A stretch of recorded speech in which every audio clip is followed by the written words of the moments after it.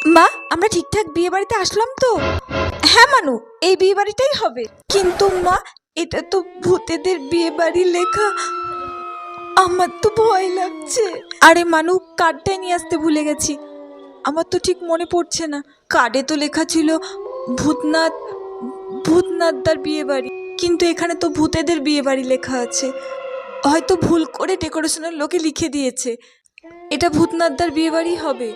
ভূতনাথদা বাড়িতে কত করে বলে গেল যে আমাদেরকে বিয়েতে আসতেই হবে, তাই তো আসা।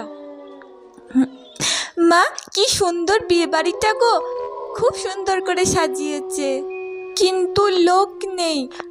আমার না একটু একটু ভয় লাগছে জানো তো মা।